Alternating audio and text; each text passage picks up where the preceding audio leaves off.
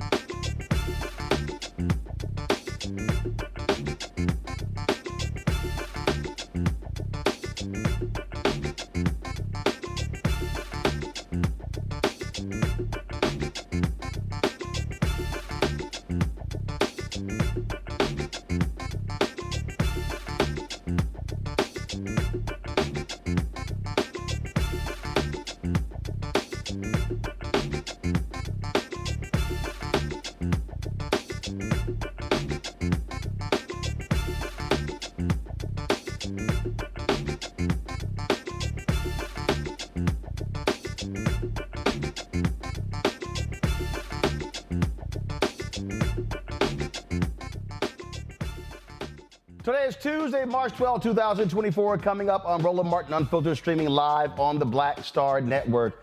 A South Alabama mayor apologizes for a black woman who was forcefully arrested in her home after complaining about her white neighbor's loud music. She says she was arrested because she challenged the white officer's motives. Civil rights attorney Harry Daniels will be with us to discuss this case. Fireworks on the Capitol Hill during today's House Judiciary Committee, where Republicans hope to spotlight President Biden's diminishing mental health. Democrats said, we're going to one-up you and show you Trump's.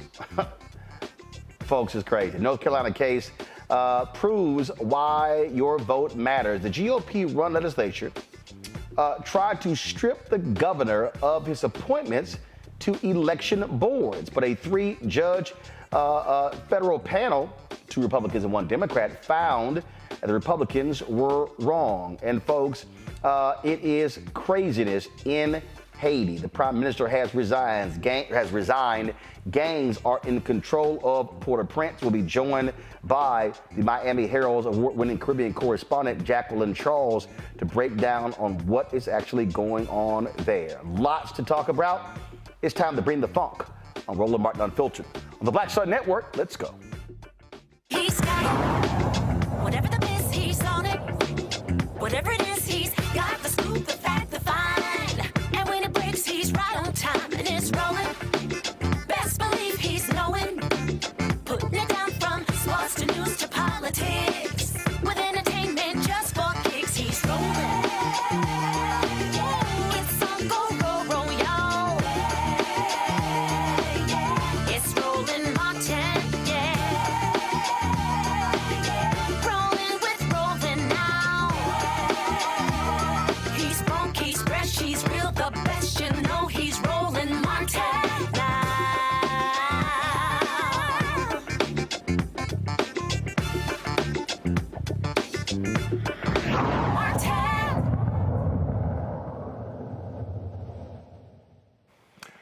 All right, folks.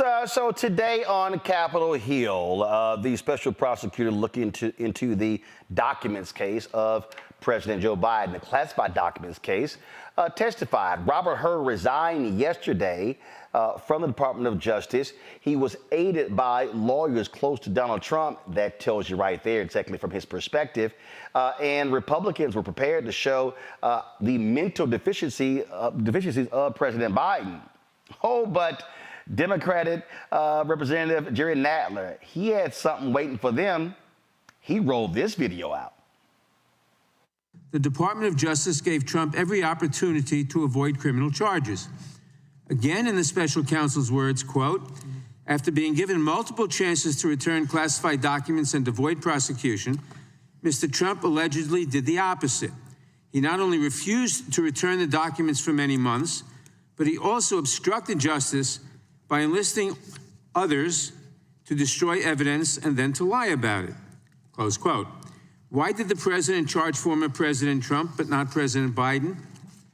Not because of some vast conspiracy, not because the so-called deep state was out to get him, but because former President Trump was fundamentally incapable of taking advantage of even one of the many, many chances he was given to avoid those charges. Which brings me to the second distinction this report helps us draw between President Biden and Donald Trump.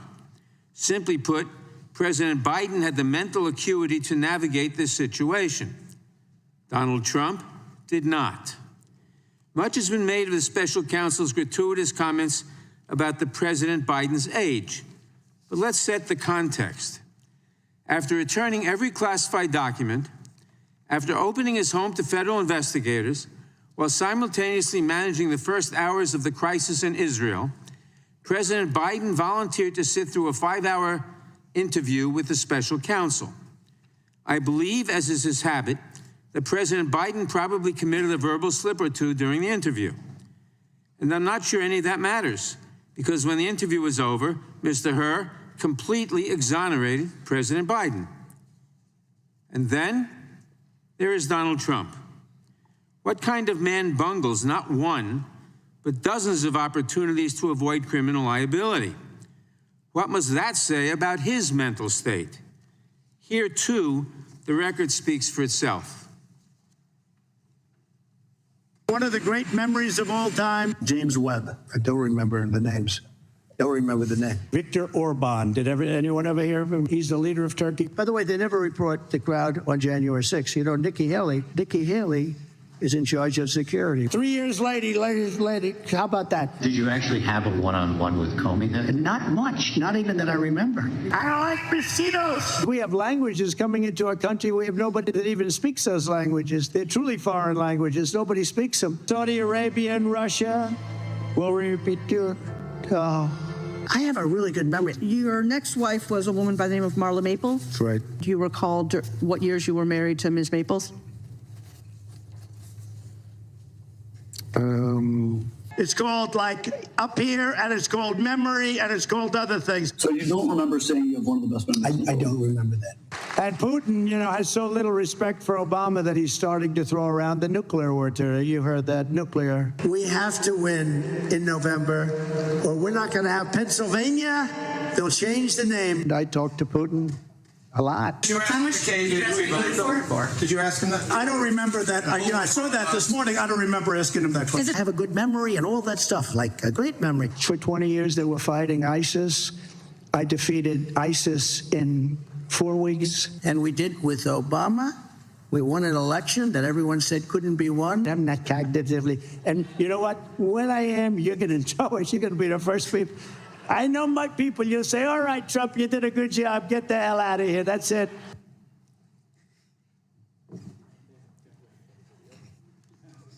That is a man who is incapable of avoiding criminal liability, a man who is wholly unfit for office, and a man who, at the very least, ought to think twice before accusing others of cognitive decline.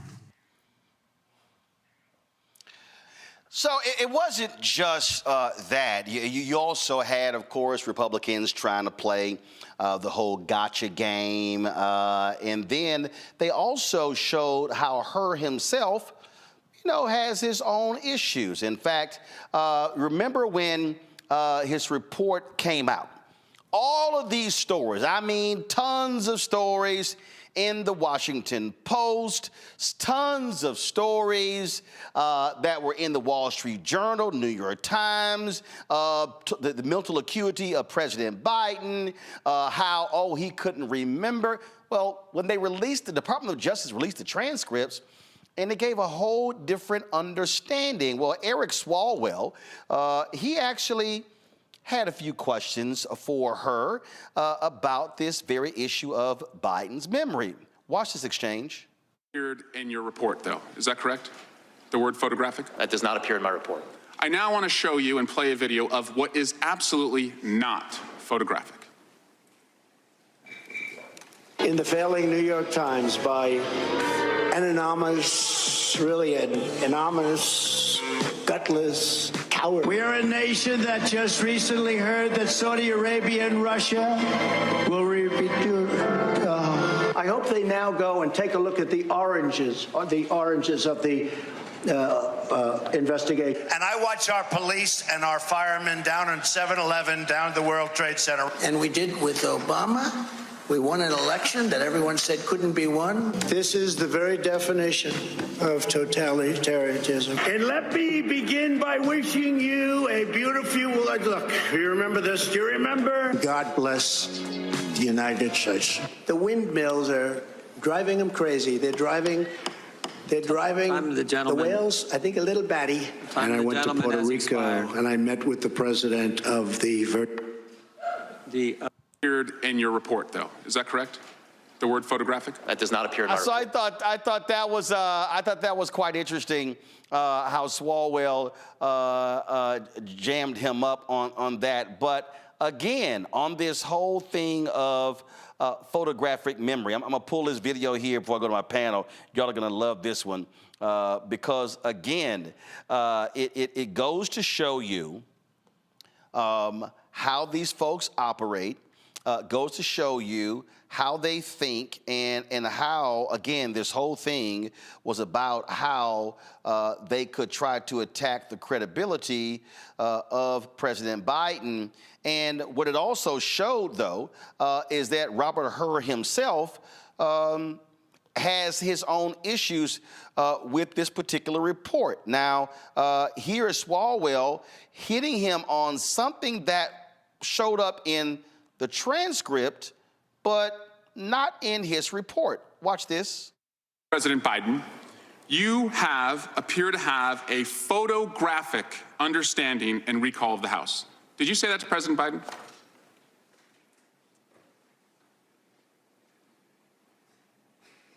Those words do appear on page 47 of the transcript. Photographic is what you said. Is that right? That word does appear on page 47 of the transcript. Never appeared in your report, though. Is that correct?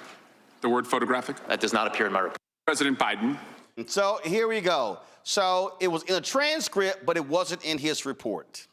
Let's bring in my panel, Dr. Mustafa Santiago-Lee, former senior advisor for environmental justice at the EPA, coming to us out of D.C. Dr. Larry J. Walker, assistant professor, University of Central Florida, joining us, and John Quell Neal, trial lawyer with the John Quell Neal firm out of Atlanta.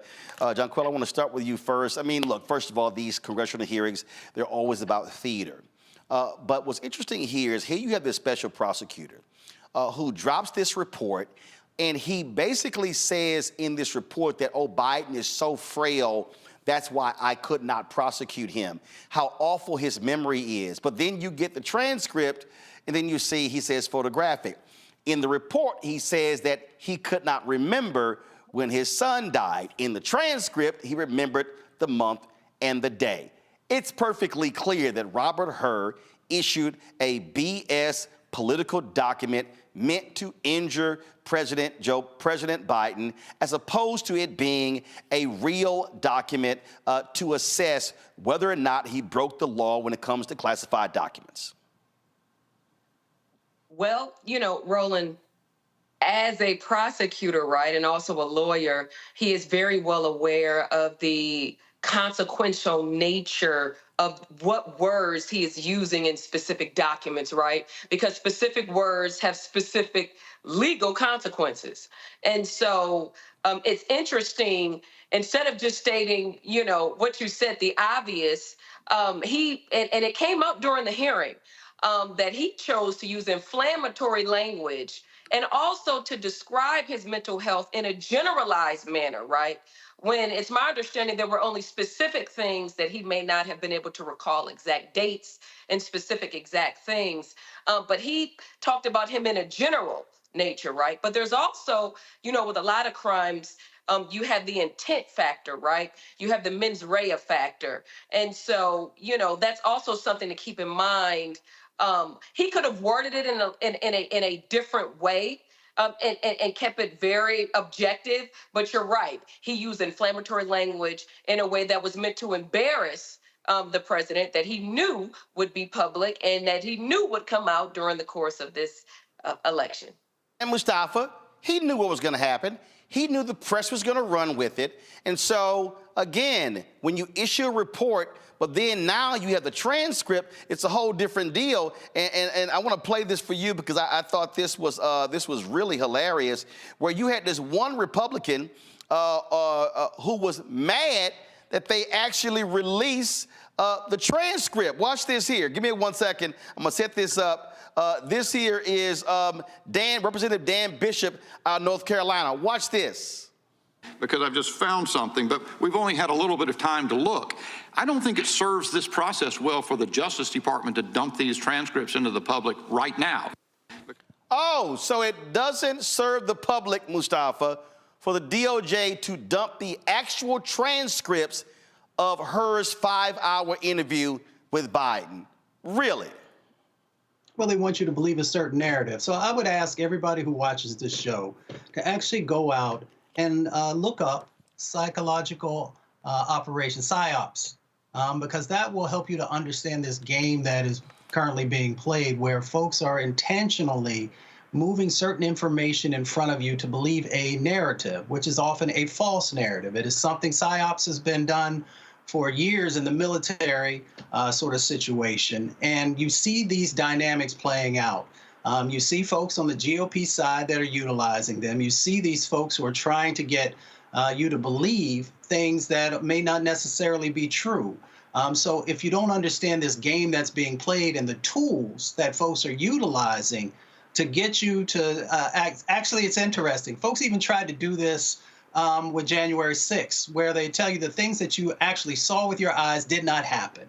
And it has been playing out time and time again in many of the various items that they try and move forward and try and manipulate folks. So for me, it is a part of that sort of paradigm that they are using to try and fool people and to get you to not believe the truth. Stevie, go to my iPad. Larry, Matthew Gertz tweeted this. The Washington Post ran 33 stories about Biden's mental fitness in the 4 days following the Hur report. He then says the Wall Street Journal ran 17 days about Biden's mental fitness. After reviewing the transcript, the Wall Street Journal concludes it shows Biden, quote, veering into frequent digressions, but not stumped on basic factual questions. When he said about the Washington Post, after reviewing the transcript, they concluded that Biden, quote, doesn't come across as being as absent-minded as Hur has made him out to be, close quote. Larry, Hur did exactly what he and the Republicans intended. That is, as Mustafa said, put the mental image in the minds of people. This man is old, frail, can't remember anything. He's walking around like a zombie. That was their goal from day one. Here you have a total of 50 stories in the Post, in the Journal, and now once they see the actual transcript, it's like, yeah, that's not quite what we reported. And so the damage has already been done. Yep. And the important thing to keep in mind, Roland, that this report is a political hit job. That's all it is during an election year. And what we found, with her, obviously, for Republicans, this certainly didn't turn out the way they expected it to. And I think last week when you saw President Biden with the State of the Union, he offered essentially a counter narrative to these ongoing dozens of articles written by major newspapers from East to West Coast talking about his mental acuity. And so once again, after all the damage is done, you barely hear a peep from the Wall Street Journal, Post, and all these other, major newspapers that have written, like you said, numerous articles, not only on as it relates to the report, but just generally looking for the slightest pause from President Biden and suggest that something is wrong with him. He doesn't have the capability to be president of the United States. And that's why I'm glad that Democrats offer the counter narrative in terms of those clips of former President Trump, who we've seen over the last several weeks, several times confuse individuals, misspeak, or slur his words. So once again, the Hur report was a political hit job. They thought it would continue, it would reinforce the narrative is already out there. The other thing is, Roland, is really important for these major newspapers, is they keep falling for the banana in the tailpipe.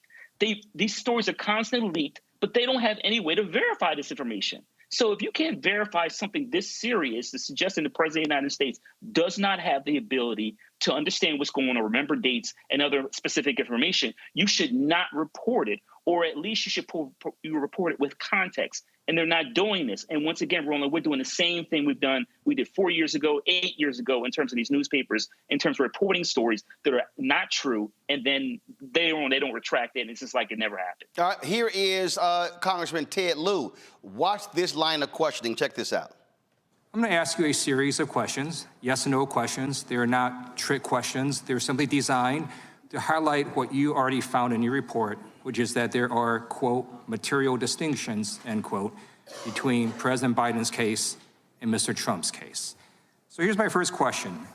In your investigation, did you find that President Biden directed his lawyer to lie to the FBI? We identified no such evidence. Okay. Did you find that President Biden directed his lawyer to destroy classified documents? No. Did you find that President Biden directed his personal assistant to move boxes of documents to hide them from the FBI? No. Did you find that President Biden directed his personal assistant to delete security camera footage after the FBI asked for that footage? No. Did you find that President Biden showed a classified map related to an ongoing military operation to a campaign aide who did not have clearance? No. Did you find that President Biden engaged in a conspiracy to obstruct justice? No. Did you find that President Biden engaged in a scheme to conceal? No. Each of the activities I just laid out describe what Donald Trump did in his willful mishandling of classified information and his criminal efforts to deceive the FBI. In contrast, President Biden handed over documents without delay and complied fully with investigators. Mr. Hur, in your report, you write that, quote, according to the indictment, Trump not only refused to return the documents for many months, but he also obstructed justice by enlisting others to destroy evidence and then to lie about it, end quote. You also say that if proven, these would be, quote, serious aggravating facts, end quote. Do you still stand by your analysis? I do. Okay. I have a few more questions as well. In your investigation, did you find that President Biden set up a shell company and covertly paid $130,000 in hush money to an adult porn star? No. Did you find that President Biden directed his lawyer to pay $150,000 in hush money to a former Playboy model? No. In your investigation, did you find that President Biden called the Georgia Secretary of State to demand that he, quote, find 11,780 votes? No. Did you find that President Biden devised a scheme to organize a slate of fake electors to undermine a free and fair election? No. Did you find that leading up to January 6, 2021, President Biden urged his supporters to travel to D.C. and to storm the Capitol? No. Thank you. Each of these activities I laid out describe what Donald Trump did, his efforts to bully election officials, overturn the results of the election, and deceive the American people. That is why Donald Trump has been indicted in not just one, not just two, not just three, but 4 criminal cases. I yield back. And that's how you do it. All right, folks, going to a break. When we come back, mayhem in Haiti. The prime minister has resigned. What is going on in that country? We'll talk to one of the top reporters covering what's happening there next on Roland Martin Unfiltered on the Black Star Network.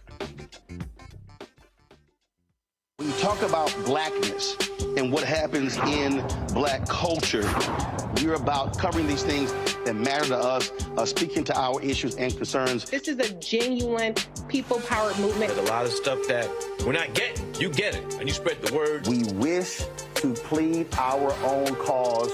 Too long have others spoken for us. We cannot tell our own story if we can't pay for it. This is about covering us. Invest in black-owned media. Your dollars matter. We don't have to keep asking them to cover our stuff. So please support us in what we do, folks. We want to hit 2,000 people, $50 this month, raise $100,000. We're behind 100,000, so we want to hit that. Y'all money makes this possible.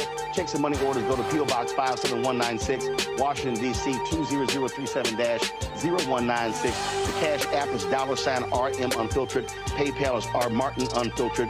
Venmo is RM Unfiltered. Zelle is Roland at RolandSMartin.com. Hi, this is Dr. Jackie Hood Martin, and I'd like to ask you a question. Is your life teetering under the weight and stress and pressures of everyday life? Well, let me tell you, balance isn't easy. Join me each Tuesday on Black Star Network for Living a Balanced Life with Dr. Jackie. We'll laugh together, cry together, cheer ourselves on, and pull ourselves together. Learn tips and tools that will help you with the everyday stressors. So join me each Tuesday on Black Star Network for A Balanced Life with Dr. Jackie. I am Tommy Davidson. I play Oscar on Proud Family, Louder and Prouder. Right now, I'm rolling with Roland Martin, unfiltered, uncut, unplugged, and undamn believable. You hear me?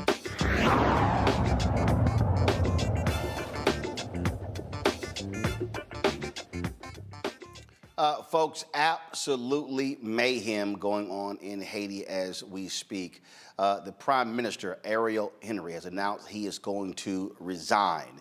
Of course, you have gangs that are controlling Port-au-Prince.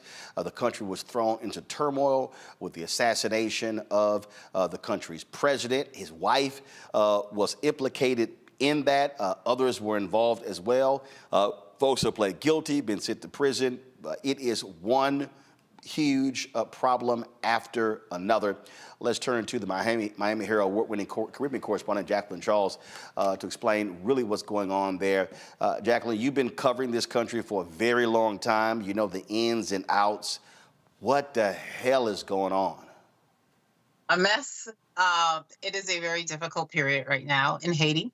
As you mentioned, the Prime Minister yesterday announced that he will step down. This was, the Miami Herald, we broke the story about a week ago when he was locked out of the country coming back from Kenya after signing a deal to get some Kenyan police into Haiti to lead a multinational security support mission that has the support of the U.S. But at that point, the country was blowing up. There were no international flights. All of the airports were shut down. Ariel Henry was on a plane going to the Dominican Republic, where he had hoped to take a helicopter to go into Port-au-Prince, and the Dominican said, "You can't land." And as he turned around and was headed to the U.S. territory of Puerto Rico, the Biden administration sent him a memo for ask of PM Henry, and in there, basically, we need you to work on your resignation. And they had a step-by-step. Well, he part of the request was for him to go to Jamaica and resign. He did not go to Jamaica, but the Jamaicans basically came to the Haitians in the sense that yesterday in Jamaica, Secretary of State Blinken, he flew there. Trudeau was on video. 7 Caribbean prime ministers were also present, and the Haitians were still locked out of their country because of the closure of the airport due to no flights. They were on video conference, and after 7 hours, they decided on a transitional plan, a 7-member presidential council that will choose a prime minister to replace Ariel Henry, and then ready the country for a multinational security support mission if and when it comes, and we can talk about that in a minute. And then elections. This is a country that hasn't had elections in 7 years. Former President Jovenel Moïse, when he was assassinated on the 7th of July, 2021, he had not held not one election during his 4 years in office. It's been almost 3 years since he was killed, and that plunged Haiti into a huge, deep crisis, you name it, political, humanitarian, and the gangs have basically stepped into that power vacuum. This is the tweet from Secretary Blinken that he posted. Haitians cannot wait any longer for a path to security, stability, and democracy. The United States and the CARICOM support a clear political transition plan led by trusted representatives of Haitian society. So you talked about this presidential panel, if you will, to pick a leader. But that's one thing. The problem that you still have is, how do you gain control security-wise of the country? How do you gain control of a situation where, frankly, you don't know if you can trust the Haitian Armed Services or the police? You've got the gangs as well. You've been on before talking about who is behind these gangs, you know, who's funding them. So who the hell can anybody trust? Well, that is a debate and discussion today, because even though you had a number of Haitian political and civic society actors involved in this call and they signed off, today what I'm hearing is that there's disagreement. First of all, people are saying 7 members plus 2 observers. You can't govern with that. Then there are concerns about who are the representatives that will be on this panel, even though there are criteria. You cannot have been convicted of a crime or indicted. You can't be sanctioned by the UN. You can't be a candidate for the upcoming elections, and you have to support a security mission. But what we're finding is the same issue that the prime minister had found. Like, there is disagreement. This is a society that's deeply polarized. There are some individuals who say you cannot ignore what's happening in the streets. You cannot ignore the politics. But at the same time, do you want to bring the gangs to the negotiating table? The resignation and the pressure for the prime minister to step down came as gang members said he better step down or we're going to wage a civil war. It came as gang members targeted key government institutions, the airport. They orchestrated 2 prison breaks of the 2 largest prisons. There are 5,000 people right now on the streets of Port-au-Prince. Some of them are murderers or kidnappers. Some of them are people who indicted in the assassination of the president, and people who are innocent or who's never gone before a judge and they've been in jail for like 10 years. This is a country where the institutions are broken or non-existent. The government is weak, and there is not one elected official. 12 million people. You mentioned the police. Well, you don't even have 9,000 police officers. I mean, their police stations were overtaken by the gang at the beginning of these violent attacks. At least 6 police officers have been killed. Others have fled because they just can't. I mean, it is a very difficult situation. Imagine you're living here. You're seeing these images. I mean, people are frightened. People are scared. You know, the heavy gunfire that doesn't stop. They don't know what to do, and they can't get out. The roads are blocked by gangs, and the airport is not functioning. So listening to you walk through that, there's nobody to trust. And so you can have this panel, you can do this, but what the hell happens? And clearly the United States does not have the credibility in Haiti to come in and be a mediating voice, correct? I don't agree with that. I think that what's happening here is Haitians have an opportunity to decide on their future and to think about the 12 million people who do not have a voice.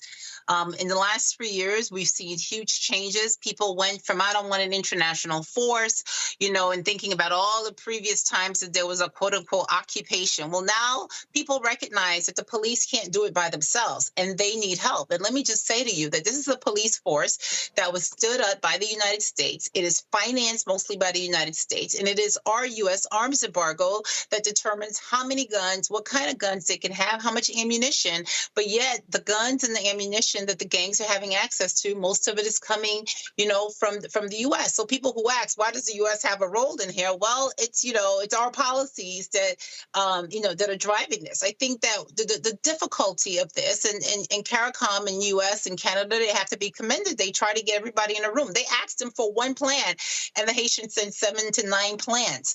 And so what you got today was a cobbling of trying to get some sort of a broad section of Haitian society. But how do you get a broad section when people are living in misery, people are going hungry, people are not thinking about voting, they're just thinking about getting to the next day? You don't know when your neighborhood is going to be raided by these armed groups. I mean, today there are over 360,000 people who have been forced out of their homes by these armed gangs. As a result of the shutdown, people are running out of potable water. Electricity is scarce. You go into the stores, the shelves are bare because over 50% of what Haiti receives, comes from outside of the country. So this is a very difficult situation. And again, there's not one elected official, in there. So there's a lot riding on this panel. And hopefully they think about, the very people in the streets that they say that they want to govern, and think about how do you start to ameliorate the situation for them. Well, that's why I talked about, again, the credibility. We know the history of the United States. First of all, more than 100 years ago, frankly, intervening in Haiti's affairs in 1915, taking the money out of the country.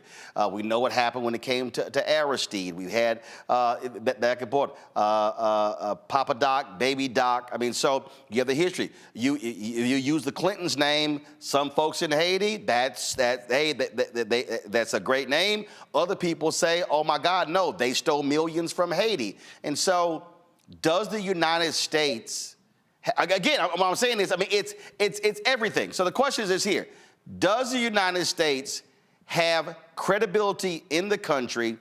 Is there an individual? Is there a group? Unfortunately, Randall Robinson is no longer with us. You've had African Americans who were very vocal about what was happening there, who had relationships there.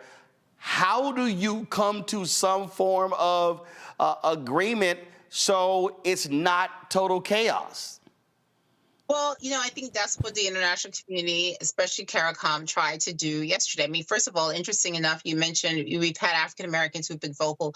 We have not heard much from the CBC, the Congressional Black Caucus. We're not hearing from Republicans. I mean, Kenya is the only country that raised their hands because the U.S. is not going to send troops. And some people are saying that only U.S. troops are going to stem this tide of violence, and because the gangs, that's all they're afraid of. But the U.S. says that's off the board. So you have 4 choices today. Send U.S. troops, which the Biden administration says we're not going to do. Send in UN peacekeepers, which requires you to go and not get a veto from China and Russia, and we know what that's like. Or try to get this multinational security support mission from Kenya. But the Republicans in Congress are saying to the Biden administration, well, we're not sure about this untested plan that you're trying to do, and we got all these questions and going back and forth. I mean, the administration initially promised $200 million. They've requested $50 million, and they can't even get $50 million to get this thing off the ground. And you're forced. Well, first of all, you said the administration, you mean the United States? Yes, the United States. The Biden administration has asked Congress to release $50 million so that they can start to do the planning for this Kenyan led force. And it's 1,000 police officers from Kenya that will serve as the backbone of a multinational security support mission. So from the minute this, Kenya raised their hands, it's faced legal challenges in Kenya. UNRI was actually in Nairobi signing this agreement when the gang saw it, and they basically blew up because they say they don't want an international force coming into the country, and they also want amnesty. So, we putting this on the U.S., but at the end of the day, what the U.S. and the international community has done, they've been talking about a Haitian-led solution. They said, okay, you say that we're in your business, we're doing this, we're doing that. So this is your opportunity to step up and to lead. And for 3 years, they've been telling the Haitians to figure it out. And then this week was, pay dirt. And instead of coming together and saying, here's one plan, you sent in 7 and 8. So when you see that there's a 9-member or 7-member panel, however you want to do it, we're saying, well, how does is this 7 presidents? I mean, who's going to be in charge? How long are you going to be in charge? Look, I mean, they've got to figure it out, because it's not about the people running the country. It's about the people living in the country. And today it's misery. Before I go to the panel with questions, when I mentioned the Clintons in Haiti, you sort of started laughing, because I get these people all on I covered the IHRC. After the 2010 earthquake, I arrived in Haiti within hours of this. And, people accuse Bill Clinton and Hillary Clinton of a lot of things, and it's ridiculous. I mean, first of all, the money that was promised to Haiti, the billions of dollars, it never arrived. It didn't go to the Haitian government. It was kept by the aid agencies that had it. It did not go to Bill Clinton or the commission that he was chairing. What they did was like, okay, tell me, you promise, $100 million. Well, how are you going to spend it? Where it's supposed to go? And then we had an election, and then that accountability, went away. It's very unfortunate, because people were not paying very close attention to this. And it's very easy for people to just sort of hear the sound bites and say, oh, I heard this money, that money. But I've done, my investigations on this repeatedly. And the reality is that there were billions of dollars that were promised to Haiti that were not delivered. And, 15 years or 14 years after this earthquake, things did not go up, things went down. We've seen nothing but a downward spiral, in this country. And is part of that billions not coming because countries stated, well, if you're not stable, we don't know who it's going to. Go ahead. Not at all. The money wasn't delivered because it was promised, and there's all of this red tape on who can get it and how it needs to go. And so that was the issue. And I remember I did a story with this, and one of the frustrations of President Clinton, for instance, was that grassroots organizations in Haiti that were on the ground that needed this money, they had no access to the money, because they still had to go to USAID or, the European Union or any one of these aid agencies. And so some of that money, remember the famous stories about the Red Cross and how money they wanted to put money in a hotel, and only, 10 houses, 20 houses that were built. People went in and saying, oh my God, there's a disaster and it's poor people, so let's do this. But here's the reality. Poor people often don't own houses or the property. So if I am an aid agency and I have all of this money, am I going to put it into somebody whose house can get pulled up from under them literally the next day? But the people in the middle class who lost their homes, they could have benefited from it, but that's just not a great, look. So there was a lot of mistakes that were done in terms of the response. Haiti itself received money from Venezuela. There's been investigations about billions of dollars that they had in their control that we can't see where that money went. So there is no pointing the finger here. I mean, I think everybody shares the blame. And it's very unfortunate, because if you talk to the average Haitian, yes, the U.S. is the elephant in the room. And they know that if the U.S. will pay some attention, they feel like the needle will move. So you went from where people will complain of too much U.S. involvement to today people are saying to me, are they just going to let us die standing? I did reach out to, as you were talking to some Congressional Black Caucus leaders, and what I got back was, quote, we're calling for Republicans to fund $40 million in relief funds and working with Kenya to bring resources to stabilize the situation to avoid a mass migration. And the CBC members who are taking a lead on this are Congresswoman Yvette Clarke, Congresswoman Stacey Plaskett, and Congressman Gregory Meeks. So hopefully we'll reach out to them. Have you communicated with any 3 of them? I've talked to Meeks's office. I mean, it's interesting. Again, we put migration in there. It's not about migration. I mean, I think that the administration with this humanitarian parole program has sort of addressed the migration issue, and people are looking at the migration. But, you know, Haiti is 2 hours from Florida. And so we should be pushing to do something, not because we're afraid of a mass migration to the United States, but just because it's a humanly thing to do. Hold tight 1 second, Jacqueline. I'm going to go to a break. We come back. My panel will have questions for you. Folks, we're trying to get a better understanding of what's happening in Haiti. It is a country that is in chaos. It was the first black independent country. And ever since its founding, having to pay back reparations to their former enslavers. And this has been one thing after another. And my goodness, would it be great to have peace in Haiti and prosperity, but you got to have leadership. So I'm going to go to a break. We'll be right back on Roland Martin Unfiltered on the Black Star Network. Support us in what we do. Be sure to join our Brina Fuck fan club. Send your check and money order to P.O. Box 57196, Washington, D.C. 20037-0196. Cash App, $RM Unfiltered. PayPal, R Martin Unfiltered. Venmo is RM Unfiltered. Zelle, Roland at RolandSMartin.com. Roland at RolandMartinUnfiltered.com. We'll be right back. Hatred on the streets, a horrific scene, a white nationalist rally that descended into deadly violence. White people are losing their damn minds. As an angry pro-Trump mob storms the U.S. Capitol, we've seen shooting. We're about to see the rise of what I call white minority resistance. We have seen white folks in this country who simply cannot tolerate black folks voting. I think what we're seeing is the inevitable result of violent denial. This is part of American history. Every time that people of color have made progress, whether real or symbolic, there has been what Carol Anderson at Emory University calls white rage as a backlash. This is the rise of the Proud Boys and the Boogaloo Boys. America, there's going to be more of this. Here's all the Proud Boys, guys. This country is getting increasingly racist in its behaviors and its attitudes because of the fear of white people. The fear that they're taking our jobs, they're taking our resources, they're taking our women. This is white fear.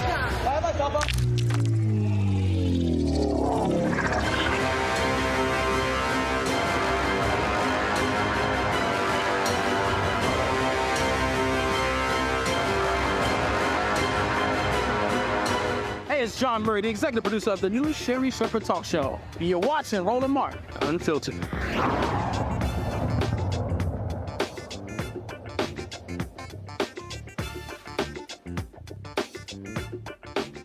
The difference between Haiti and a failed state.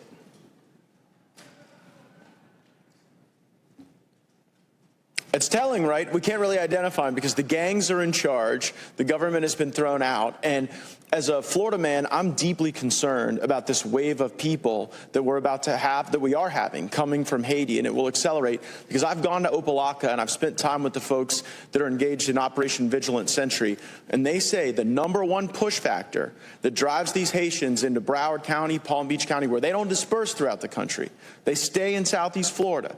That driving factor is the deterioration of conditions in Haiti. So what are we doing to prepare for that wave and to ensure that these people are not paroled into the United States as the administration has done with people on the southern border, but instead are repatriated back at the dock at Port-au-Prince? Go ahead. Congressman, we're doing a number of things to ensure that we're keeping track of the situation and we're prepared. At the moment, we have not yet seen large numbers, what we would characterize as a maritime mass migration. But we are alert to that. Mass migration, though. We are alert to that possibility. I think you're right that the driving conditions in Haiti could very well press more people. So we've recently approved some additional assistance that we can provide to the Coast Guard. I think that has now fully been approved. We'll be providing notifications if we haven't already to provide additional shipboard assistance. Because I've talked to the Coast Guard. So again, that was a Department of Defense hearing where Republicans are suggesting that America should be bracing for a mass migration from Haiti. Jacqueline Charles, Caribbean correspondent for the Miami Herald, she says that's not what's going on. But again, you see the hysteria, Jacqueline. You see the hysteria there from the Matt Gaetz of the world in trying to challenge the Department of Defense. Well, yes. I mean, first of all, to get a mass migration, you have to be able to get out the capital, right? I mean, the gangs control over 80% of Port-au-Prince. 2 years ago, I flew to one of the regions where migrants were leaving from, and I literally had to fly. I had to charter an airplane, and we landed literally on a road in the middle of a market because there isn't an airport. And then, there was an incident in the country, and my charter flight got canceled. And the only thing I knew was that I was not going back to Port-au-Prince by road because the likelihood of me getting kidnapped was very, very high because there were several kidnap alleys along the way. I mean, this is the reality of what you're dealing with. And when you get kidnapped, it's an awful situation. We've got collective rape that's going on by gangs if you make it out alive. And then, of course, they're asking, enormous amounts of money that a lot of people just don't have. Questions from our panel. Larry, you're there in Florida. You first. Yeah, I am. So I guess my question, you alluded to this earlier. I want to focus on the humanitarian situation here, because you talk about, people don't have access to food, clean water, and so many other challenges. And I'm wondering how soon, obviously this situation is already blown up, and how soon it could actually mushroom as it relates to starvation, disease, et cetera, based on where we are now. And I'm making that point because obviously the importance of this, the United States in this collective organization, a group of individual countries being involved in supporting Haiti. Like how close are we to an actual full-blown humanitarian crisis where people are starving and disease, et cetera? Well, the World Food Program says that we are very acute too. I mean, that's when you look at the numbers of what's happening in Haiti, it's the kind of numbers that you see in places of war. I mean, just in January, there were over 1,100 Haitians who were killed, kidnapped, or injured. I mean, that's a huge number. It's the deadliest month in 2 years. There are about 12 million people. The World Food Program says about 6 million are suffering from hunger. And in that group, a large number of acute hunger. Many of them are children. Huge levels of, of kids who just are not getting enough to eat. People are skipping meals, trying to cope. And while the violence is in Port-au-Prince, we're also seeing it in the Rice Valley of the Artibonite. So that means those rice farmers are not getting out. And then with this current situation, because everything is shut down, there's no air bridge by the World Food Program or even, regular businesses. So how do you get things to the other parts of the country? I mean, remember, after the assassination, 5 weeks later, we had a major earthquake in the southern corridor. And last year, as of November, the gangs basically took over a key road and they were hijacking, trucks, food trucks, supply trucks. So we're very close. I mean, the police and the army managed to take control of the port. They got some fuel out because we really were down to like 4 days of fuel left. And you need fuel in order to get potable water. You need fuel for a lot of things. I mean, hospitals are running out of oxygen, those that haven't been overtaken by gangs and that are still operating, and they're few and far between because people can't get to work. John Quill. So I read here that one of the key leaders of these gangs are former police officers, and so we've heard through this evening about the unrest between the government, the police department. We see that the Biden administration has pledged over $100 million as it relates to relief, and pledging an additional $100 million for the defense fund.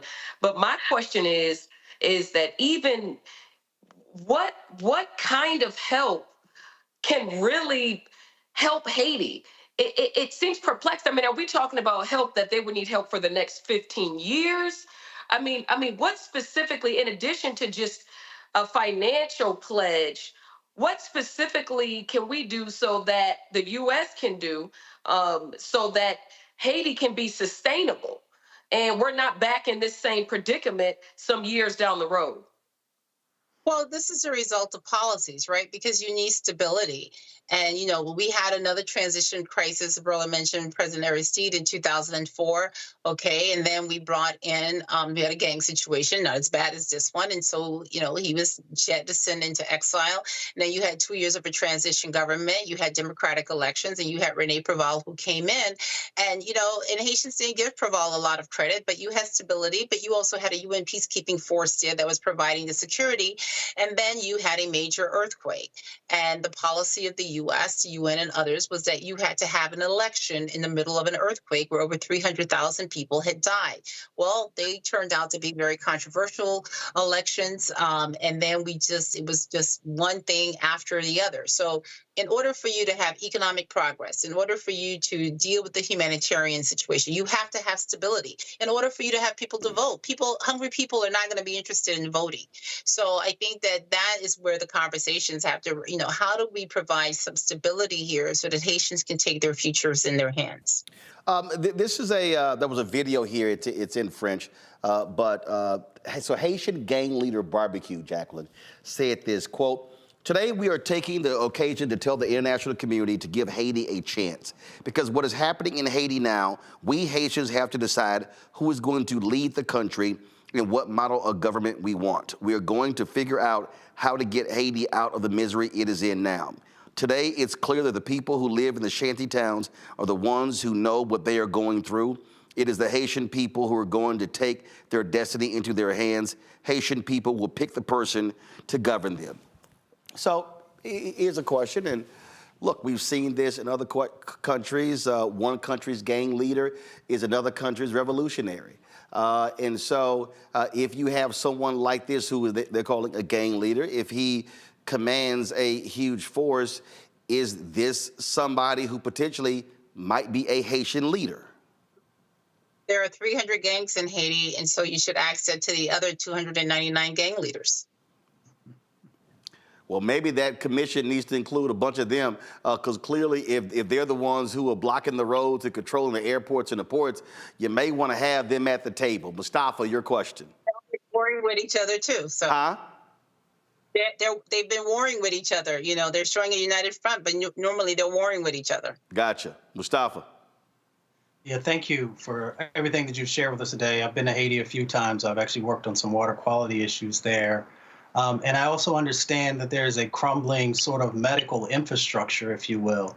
I'm curious if you have any ideas, because we know there are going to be so many folks who are going to get sick from the things they're being exposed to. And then, of course, just because of the wars that are going on there, that, folks are going to get injured. Is there a way that outside folks can help on the medical infrastructure side of the question? I have a bigger infrastructure question, but I know we're short on time. So I was told that, Cape Haitian, and I was in Cape Haitian in January of last year, when the flights start, they're still fairly quiet and stable. But yeah, if you're in Port-au-Prince today, you have cancer, God forbid, you can't even find a cancer doctor. You can't find a treatment because, one, you can't get to some of these places. And then we've lost so many of these medical professionals because the situation has just become untenable, unlivable. But, there are still organizations that are working. They're in the outskirts, they're outside of the capital, even some in the capital that, you can find ways to assist. Well, it is. Look, I wish there was a Ralph Bunche, a Dr. King, or somebody who had the ability to be able to command respect of all different forces and be able to pull folks together. It is unfortunate we have to keep seeing this here. And last question for you, Jacqueline. So much of the attention, obviously, is on Port-au-Prince, but are other parts of the country fine? We're starting to see the spread of gangs outside in rural communities, and this is very worrying because this is where people from the capital fled to have safety.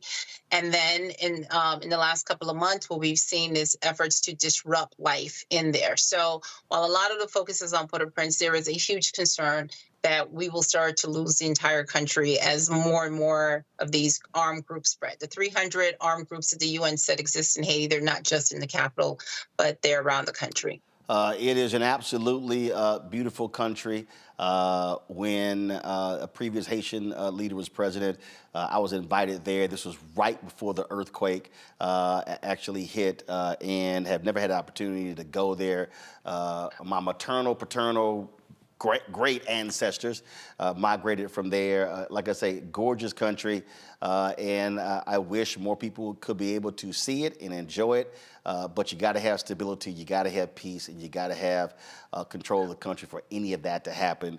So, Jacqueline Charles, we appreciate you breaking all of this down for us. Did we miss anything?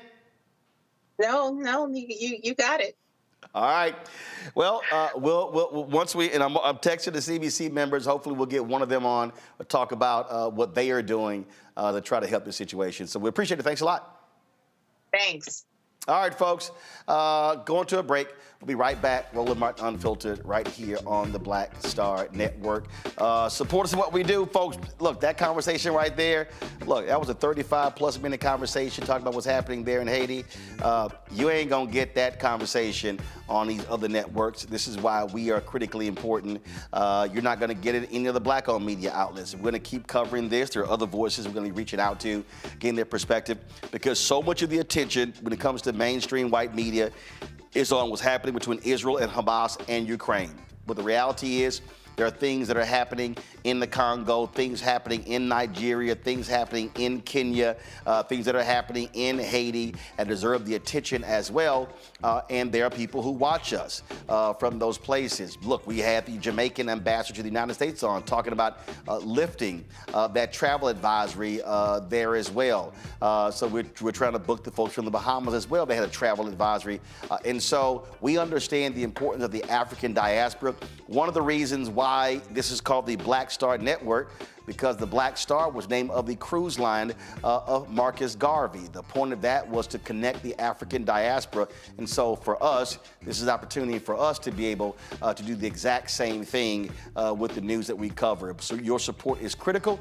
And so please join our Bring the Funk fan club. The goal for us is to get 20,000 of our fans and followers to contribute on average $50 each a year. That comes out to $4.19 a month, 13 cents a day. You get this 2-hour-a-day show. Faraji Muhammad's show is 2 hours a day. You get 5 one-hour weekly shows. In addition, all of the live events that we cover, congressional testimony, rallies, protests, speeches.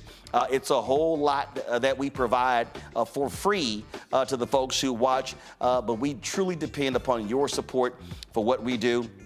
Everybody who contributes today, I'm going to give a shout out live on the air. So if you can send a check and money order to P.O. Box 57196, Washington, D.C. 20037-0196. They get a shout out later, but all the people who give electronically. So if you give via Cash App, which is RM Unfiltered, PayPal, R Martin Unfiltered, Venmo is RM Unfiltered, Zelle, Roland at RolandSMartin.com, Roland at RolandMartinUnfiltered.com. I would appreciate it. Also, be sure to download the Black Star Network app. You can download it with close to 100,000 downloads. Let's make it happen. Download us on Apple phone, Android phone, Apple TV, Android TV, Roku, Amazon Fire TV, Xbox One, Samsung Smart TV. Back in a moment. The next Get Wealthy with me, Deborah Owens, America's Wealth Coach. Less than 5% of the top executive positions in corporate America are held by women of color. We know it's not because of talent. A recent study says that it's microaggressions, unconscious bias, and limited opportunities being offered to women of color.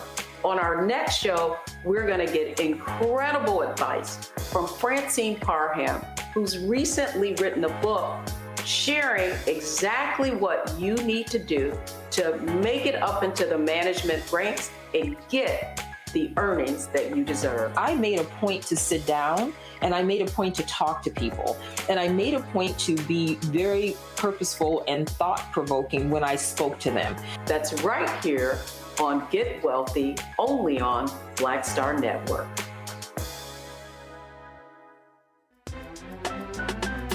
I'm for Taraji Muhammad, live from LA.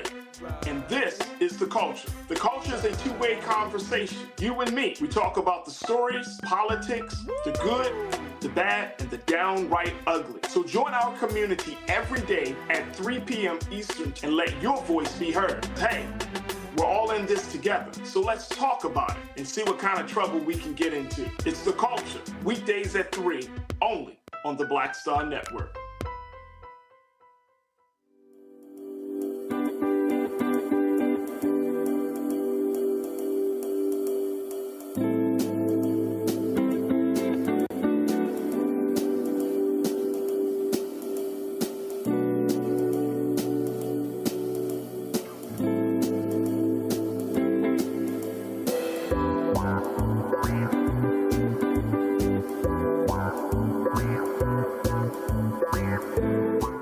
Barnes, and on the next frequency, Professor Janelle Hobson joins us to talk about hip-hop and its intersection with feminism and racial equality, plus her enlightening work with Ms. Magazine and how the great Harriet Tubman connects with women in hip-hop. So it was not hard for me to go from Harriet Tubman to hip-hop, honestly, because it is a legacy of Black women's resistance and Black women supporting our communities. That's what Harriet Tubman did. That's on the frequency on the Black Star Network. Hi, I'm Dr. Jackie Hood Martin, and I have a question for you. Ever feel as if your life is teetering and the weight and pressure of the world is consistently on your shoulders? Well, let me tell you, living a balanced life isn't easy. Join me each Tuesday on Black Star Network for A Balanced Life with Dr. Jackie. We'll laugh together, cry together, pull ourselves together, and cheer each other on. So join me for new shows each Tuesday on Black Star Network, A Balanced Life with Dr. Jackie.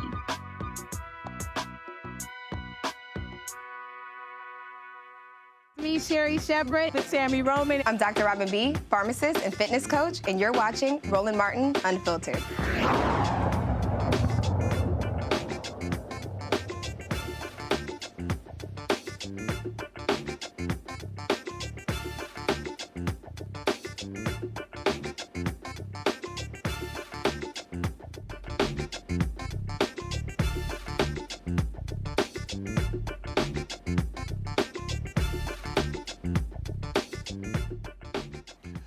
A black South Alabama woman says she was wrongfully and forcefully arrested after declining to show her identification to an officer while standing on her porch. This took place on February 23rd.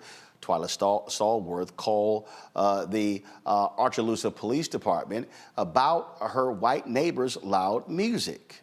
Well, no officer showed up until her neighbor called the police on her for triggering her car alarm.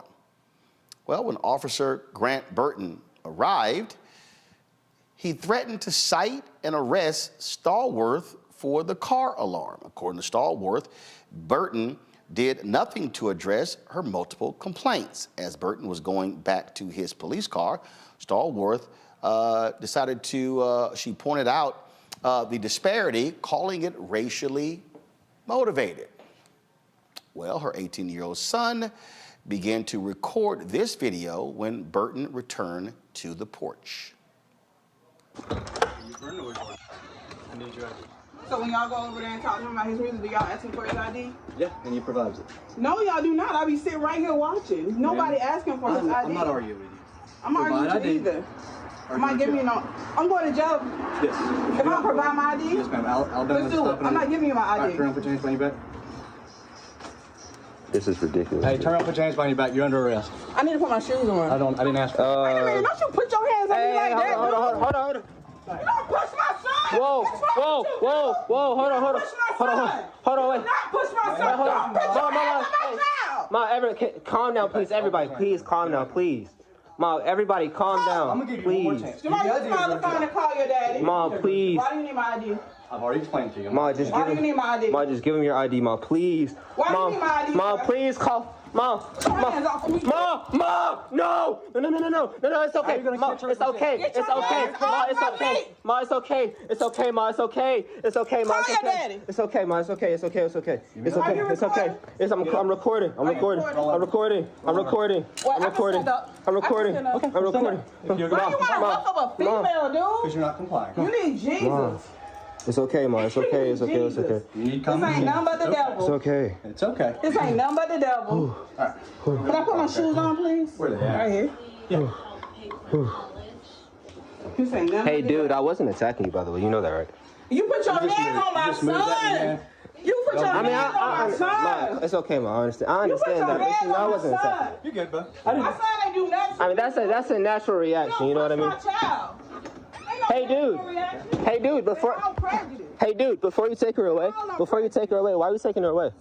Right now she's under arrest for failure to identify. So is this actually in Alabama? Is this actually in Alabama state law? That is not the law. That's against the law. Is this actually in Alabama state law? No, it's not. When I'm out with you, as long as I have a legal reason to be out with you, if I ask you to identify yourself, you are then.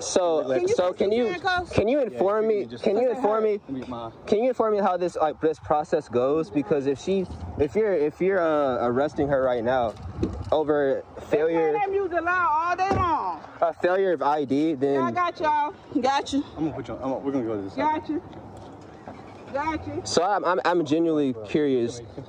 I'm genuinely curious about how this is going right now. Loud, and then when I start causing a bunch of noise, fix these for you, okay? Please, it hurts. Is there one in particular? This one? I don't know. Okay. So look, I'm gonna have to take one off to get to the other, okay? So how is this process going to go? Because you guys just can't keep her in there cooped up for failure of ID.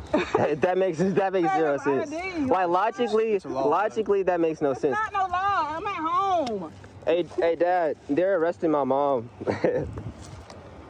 because of lack of ID, failure of ID. They're arresting her, and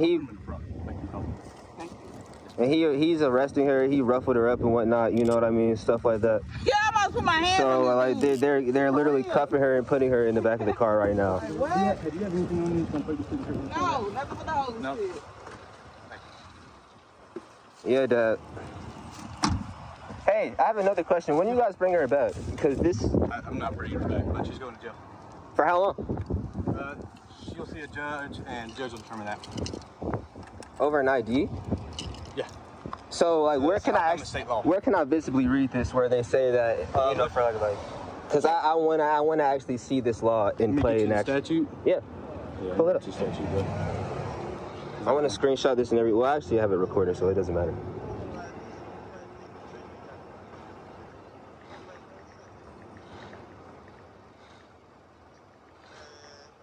Even though I think it's wrong either way, because, there's an old lady that lives right next to him, and he's blasting his music as loud as possible. It's not... So, 15-530. 15-530. Yes, sir. Law enforcement official can request your name, explanation of his actions. I don't see where it says anything about an ID. It says your name, address, and explanation of his actions. She failed to identify, but ID. I mean, it doesn't specifically, say an ID. I know, but I'm not going to argue with you either. All right. Logically, that makes zero sense, dude. Dad, they're literally taking her away.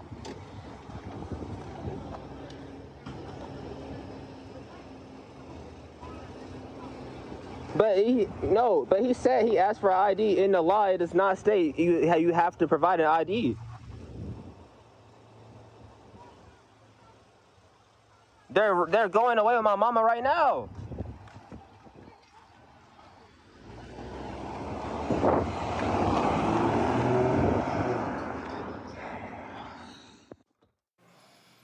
Andalusia Mayor Earl Johnson has apologized to Stallworth, and he says that there's no evidence that the incident was racially motivated. On behalf of the city of Andalusia and the Andalusia Police Department, I would like to apologize to Ms. Twyla Stallworth for her arrest here in February. All charges against Ms. Stallworth are being dropped. The arresting officer in this case has a clean record with our department, But he made a mistake in this case on February the 23rd. He has been disciplined for failing in his duty to know the law.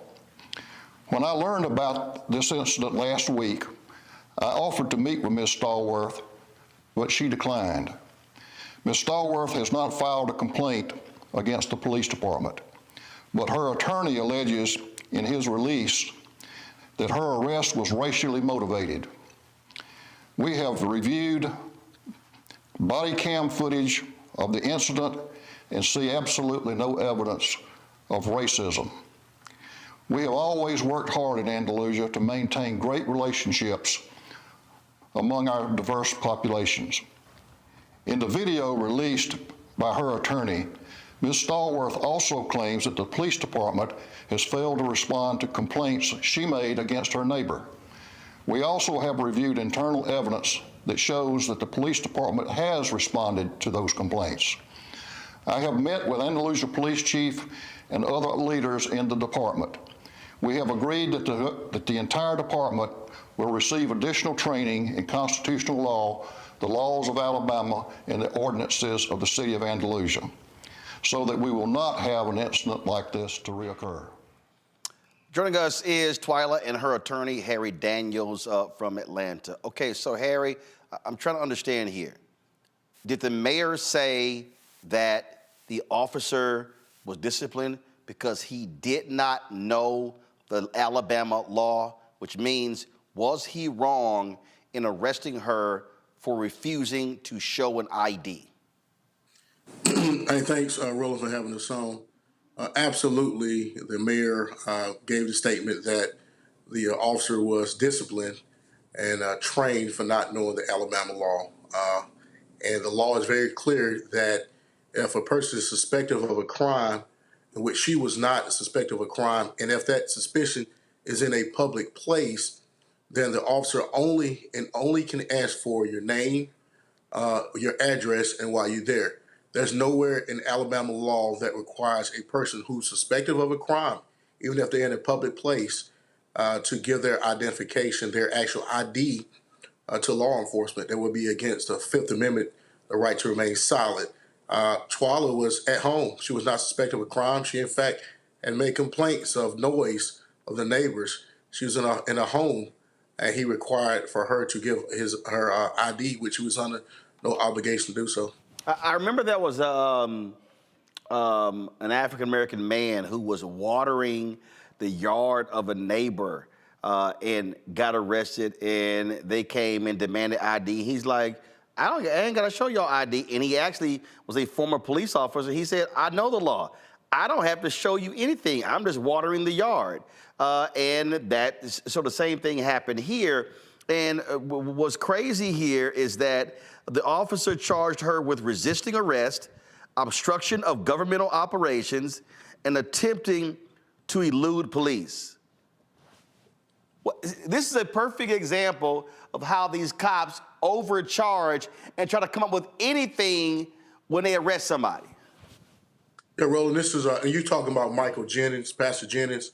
I'm actually Pastor Jennings' attorney as well.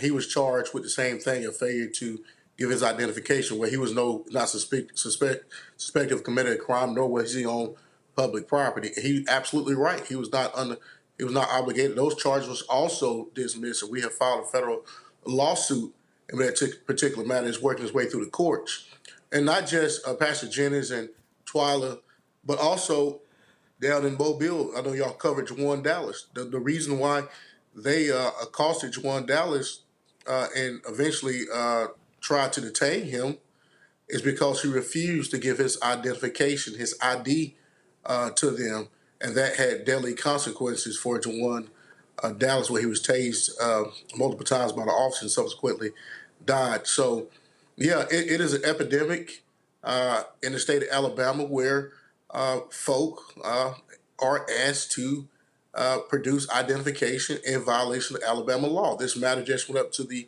11th Circuit, where the 11th Circuit made it abundantly clear that, and it pointed to Alabama law that at no time is a person required to give their actual ID, especially a person who's not suspected of committing a crime or is not in a public place at all. And no time you're required to give your ID.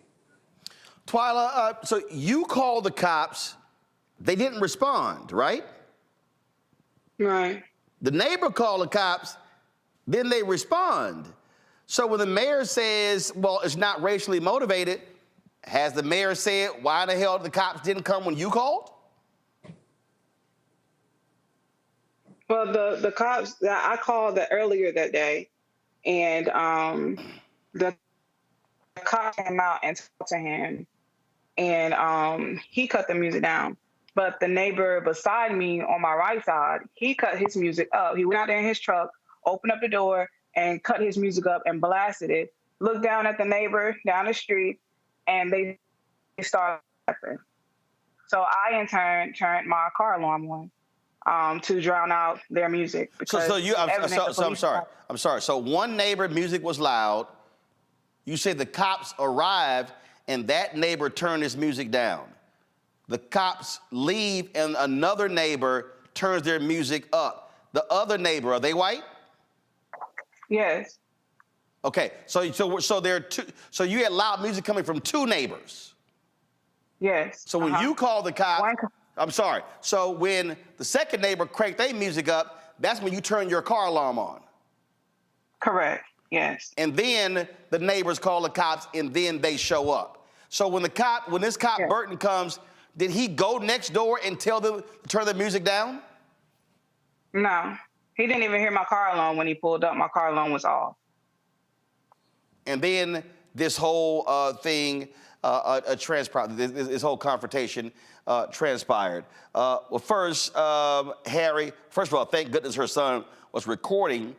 Have y'all seen the officer's body cam video? No, we have not. You know, rolling in the state of Alabama, police officers' body cams videos are not considered public documents. We would have to, in fact, file a lawsuit to get those videos. You know, and the mayor make the position that they find no evidence of racism.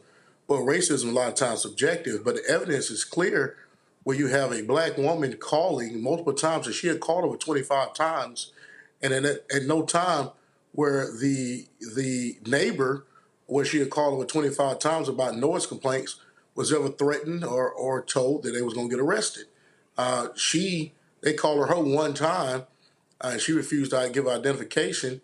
And Roland, the incident was over. When I say the incident, when the officer approached Ms. Stallworth, she can tell you more about it, and told her if she don't turn her car alarm off, then she'll be cited and taken to jail.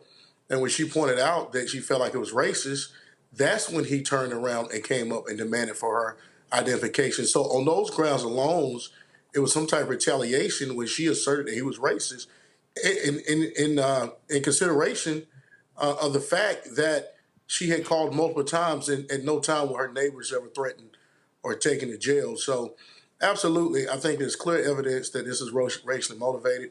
I think the mayor got it wrong. Obviously, the position is that he was disciplined. But when you look at this video, her son, Jermani, was pushed out the way. His mother was backed up in her own home, slammed to the couch, drug out, placed in a police car, humiliated in front of those same neighbors who called the police, thrown in jail, stayed in jail overnight, strip searched, and had to post a $3,000 plus bond to get out.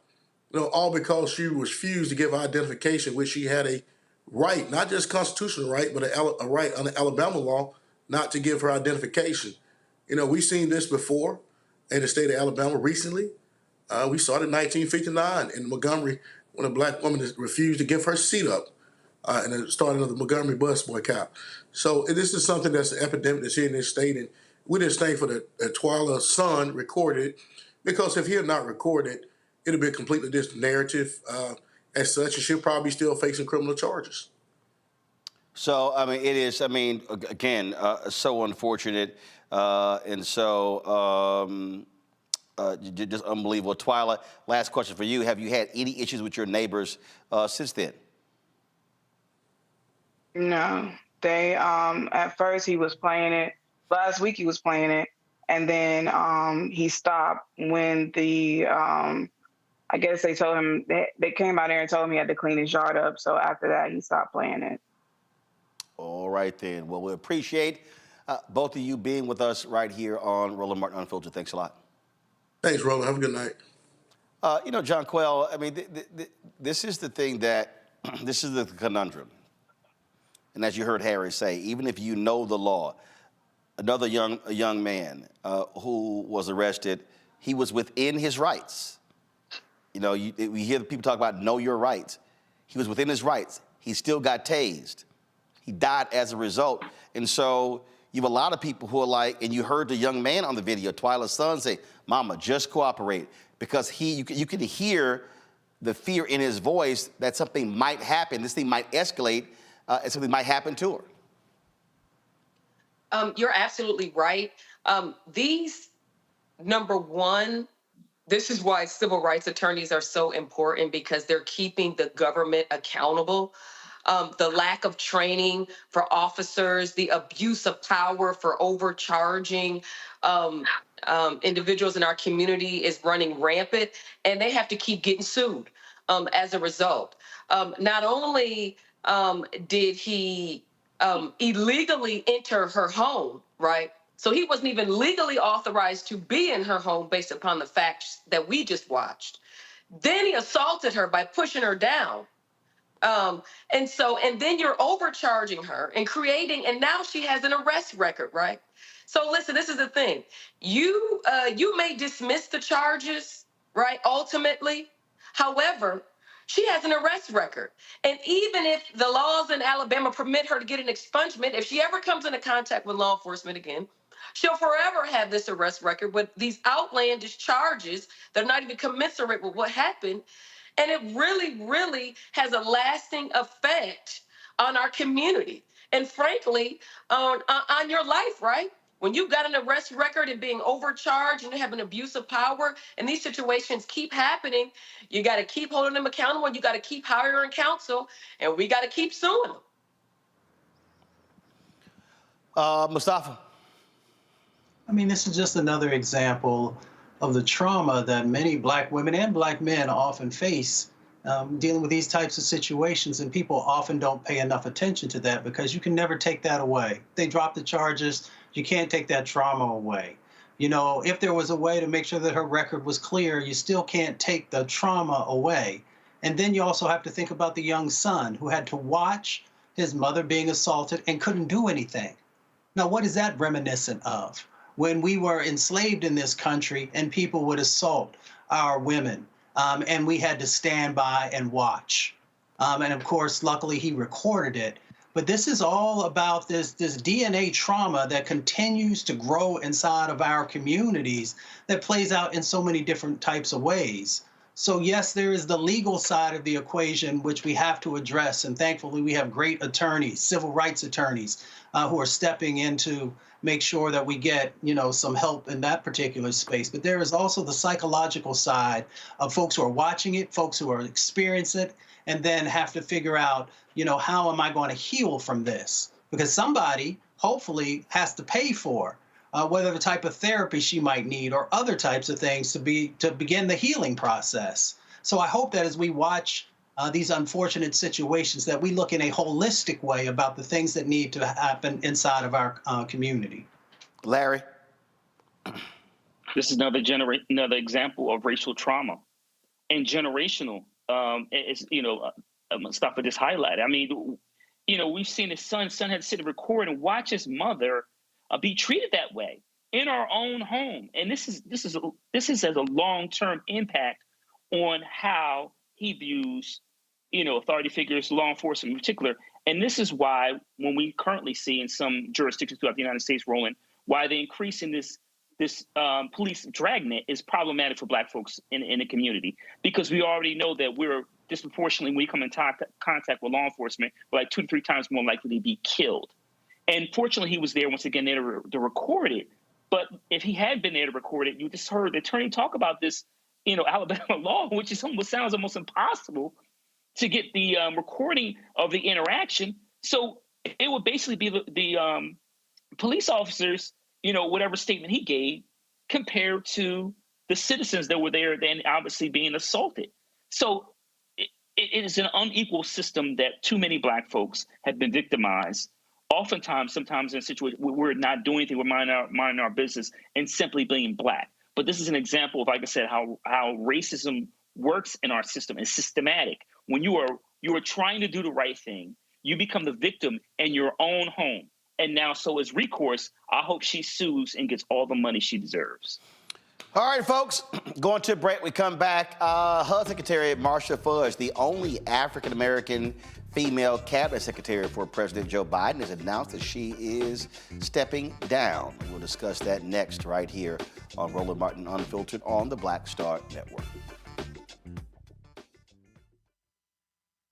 For the last 15 or maybe 16 years, 18 years, I'll say, since when I moved to LA, I hadn't had a break. I hadn't had a vacation, probably a week vacation here and there. Right. This year, after I got finished doing Queen Sugar and we wrapped it out, because I knew I had 2 TV shows coming on at the same time, I said, I'm going to take a little break. So I've been on break for the first time, and I can afford it now, praise God. You know what I'm saying? Right. So I can afford it. I'm like, I can sit back and ain't got nothing to worry about, man. But this was the first time in almost in 2 decades that I've actually had time to sit back and smell the roses.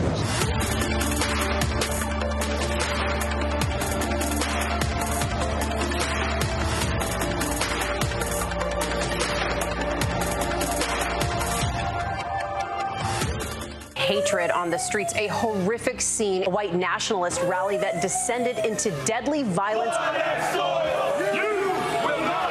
White people are losing their damn minds. An angry pro-Trump mob storms the U.S. Capitol. We're about to see the rise of what I call white minority resistance. We have seen white folks in this country who simply cannot tolerate Black folks voting. I think what we're seeing is the inevitable result of violent denial. This is part of American history. Every time that people of color have made progress, whether real or symbolic, there has been what Carol Anderson at Emory University calls white rage as a backlash. This is the rise of the Proud Boys and the Boogaloo Boys. America, there's going to be more of this. Here's all the Proud Boys, guys. This country is getting increasingly racist in its behaviors and its attitudes because of the fear of white people. The fear that they're taking our jobs, they're taking our resources, they're taking our women. This is white fear.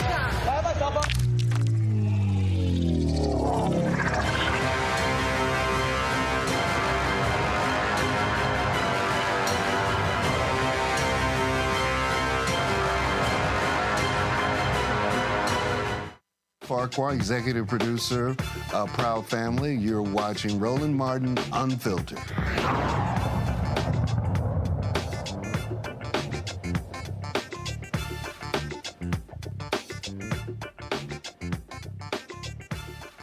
I've told you on many occasions how Republicans in North Carolina are some of the most evil people, how they exert their power and their influence. Well, when they took control of the General Assembly, and remember when the white woman Democrat crossed to Republicans, giving them a supermajority, they began to strip Democrat Governor Roy Cooper of a lot of his powers, including appointing people to the local election boards.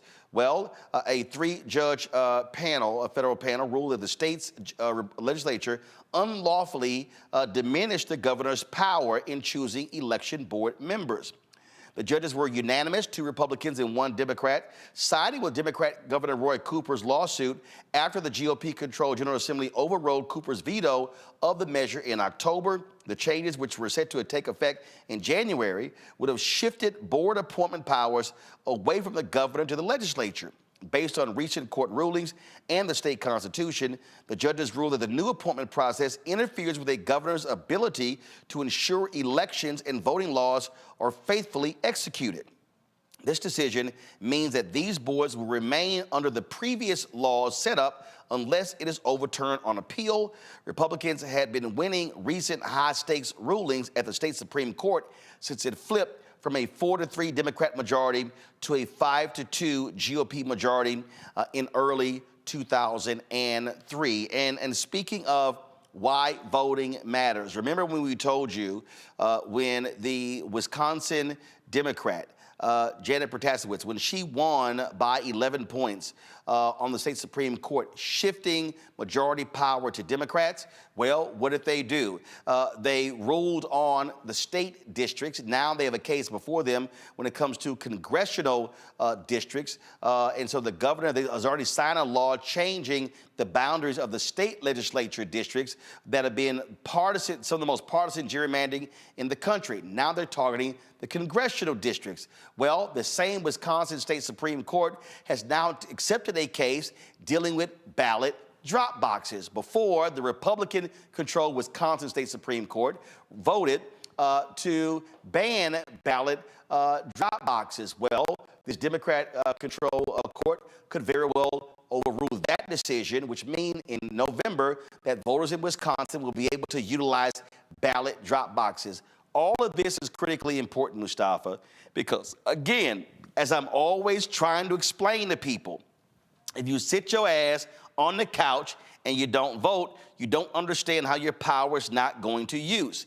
When Democrats control the North Carolina Supreme Court, they were able to overrule voter ID. They were way to overrule all of the ways that Republicans in North Carolina were trying to cut early voting, cancel early voting locations, cancel voting locations, all of the voter suppression tactics they use. Well, Republicans now in control, they now allowing them to move forward with that, including partisan gerrymandering and potentially racial gerrymandering. But in what you see in Wisconsin, when it flipped, how this will change the balance of power in the state. And so when we tell people why they must focus on top of the ticket and races down ballot, Wisconsin is a perfect example. Yeah, you know, most folks are just asking for fairness. That's what folks really want. They want to know that they can be able to cast their ballot, that the process is going to be fair. But we know that the GOP, based upon their actions, not on theory, not on assumptions, but actually based upon their actions, are not interested in fairness. What they are interested in is having all the power, because they understand the dynamics that are changing in our country and the browning of America and those different types of things. And that's why, since each individual has power that is tied to their vote, you have to use it. And people will think, well, sometimes, well, if I just don't vote, then that doesn't play out in any type of a dynamic around my power. Yes, it does, because you're giving your power away to someone else who may not have the best interests of what's happening inside of your state, your county, or your local government. So we just got to stay engaged. And we also got to continue the education of helping people to understand how power plays out and the power that they have. You know, we spend so much time, Larry, on this show trying to connect the dots. And I know somebody is sitting at home going, I mean, what's the big ass deal of pointing? Well, guess what? By taking the power from the Democrat Governor Roy Cooper and putting in control of Republicans, they now control who is over those election boards. Those election boards, they determine disputes. Those local election board determines, hey, how do we set the hours to vote as well? And so that's why you can have later voting hours in Republican counties, early voting hours in counties where they're not dominating. And so we have to understand all of this speaks to how it impacts us. And we know when Republicans are in charge, they are going to do things that are not democratic, that actually suppresses black voters and makes it harder for us to turn out. Yeah, you hit on a key point there about voter suppression and in the many ways in which you see it. But once again, you're right, Roland. They're trying to shift power from the executive branch to the legislative branch in the state of North Carolina. And as you point out, Republicans in North Carolina have been at this for quite a while. And so when we see, for instance, in the last for decades in the black community, when you see in terms of who's in charge of elections, you see the disproportionate rate, which the ACLU, and other organizations, in which black and brown folks are more likely to stay in line compared to white communities. And so once again, they play the short and long game in terms of being able to put those individuals they want in positions of power, and maybe possibly, Roland, get this crazy the current GOP Republican nominee for governor, get crazy people like him into office. So it is really important, like I said, that the judges agreed that this wasn't legal, and made sure that the governor continued to maintain the power he should have had, but also once again pushes back on these Republican efforts to once again to make it as difficult as possible for those minoritized communities, for young people, for those who have certain disabilities, Roland, to make it more difficult for them to vote. And John Quell, look, I mean, in North Carolina, they were pissed off that black people turned out in mass numbers in 2008, leading then Senator Obama to win North Carolina by 14,100 votes. Guess what? Republicans were pissed off when Pastor Raphael Warnock and John Ossoff won those runoffs in January of 2021. What did they do? They immediately began to change the voting laws in Georgia. One of the laws they changed was that they changed the period for you to register for the runoff. And so in the 2020 runoff, the runoff took place. Then there was a deadline a couple of weeks later to register for the runoff. Well, they changed that sucker to register for the runoff. It took place even before the general.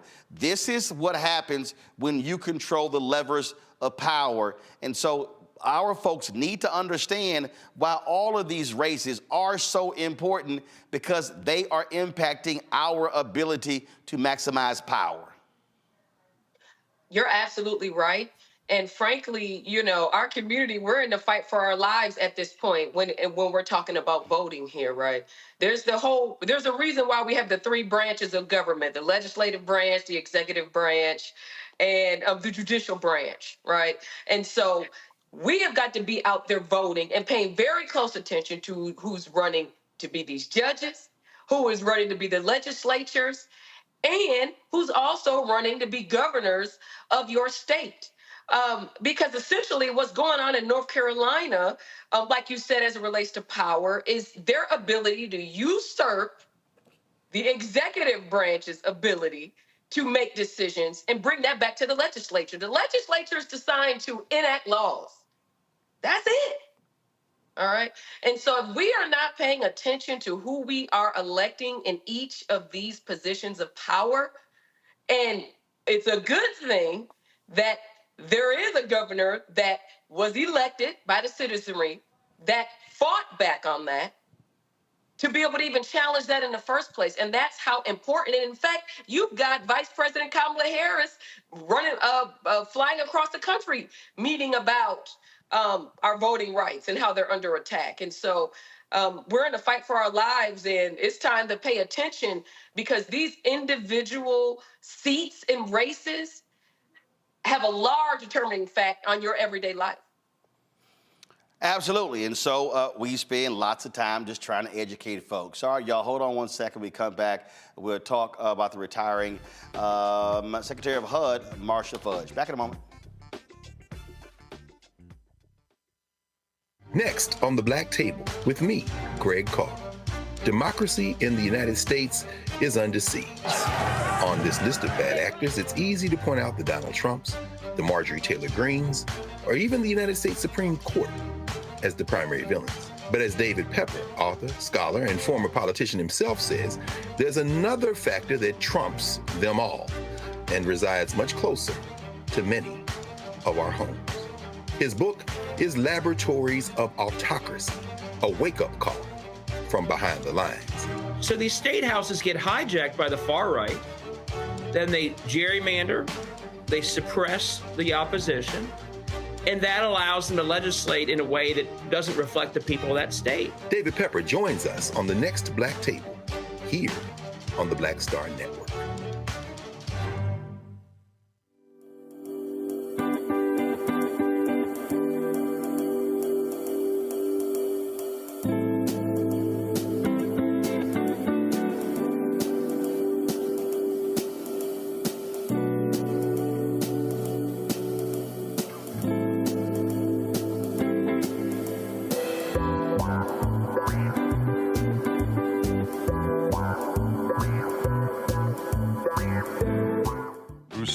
Creator and executive producer of The Proud Family, Louder and Prouder, and you're watching Roland Martin Unfiltered.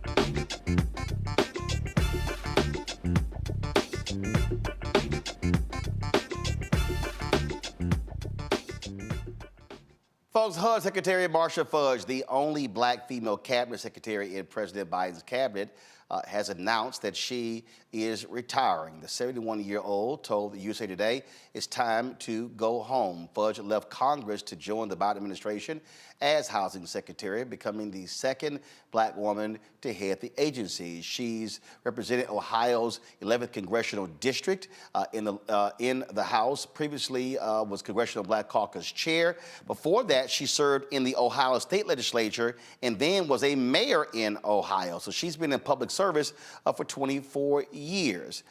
Fudge said that her last day will be March 22nd. President Biden released this statement where he said a fair housing market and access to quality and affordable housing are essential to the fulfillment of the American dream. And no one understands that better than Secretary Marsha L. Fudge. When I took office, we inherited a broken housing system with fair housing and civil rights protections badly dismantled under the prior administration. On day one, Marsha got to work rebuilding the Department of Housing and Urban Development, and over the past 3 years, she has been a strong voice for expanding efforts to build generational wealth through home ownership and lowering costs and promoting fairness for Americans renters. Under Marsha's transformational leadership, we have worked hard to lower housing costs and increase supply. We proposed the largest investment in affordable housing in U.S. history. We've taken steps to aggressively combat racial discrimination in housing by ensuring home appraisals are more fair and by strengthening programs to redress the negative impacts of redlining. Thanks to Secretary Fudge, we've helped first-time home buyers, and we are working to cut the cost of renting. And there are more housing units under construction right now than at any time in the last 50 years. From her time as a mayor to her years as a fierce advocate in the U.S. House of Representatives, Marsha's vision, passion, and focus on increasing economic opportunity have been assets to our country. I'm grateful for all of her contributions toward a housing system that works for all Americans, and I wish her well in her next chapter.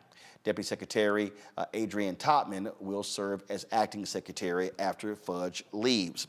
The thing that he lays out there is really important, Mustafa, because, look, Ben Carson was HUD secretary under that other fool, and Ben Carson didn't know what the hell he was doing.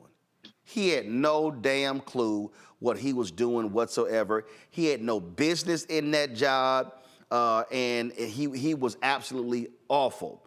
And Fudge came in, and let me tell you something. We met with her and her team, and you had a number of black women who were in top leadership positions at HUD. It's fair to say black folks were running that department beyond her. And that focus on redlining, they partnered with the Department of Justice, going after folks who are redlining and keeping African Americans out of homes, going after financial institutions as well. And so absolutely one of the best housing secretaries we've ever had. Yeah, Secretary Fudge is amazing. And let me tell you why she's amazing. I mean, I met her in 2008 when she first came to the Hill. But when she took over at HUD, many folks don't understand that these agencies and departments had been decimated, right? Many of the top folks who really knew their stuff had left because they didn't want to work for Trump.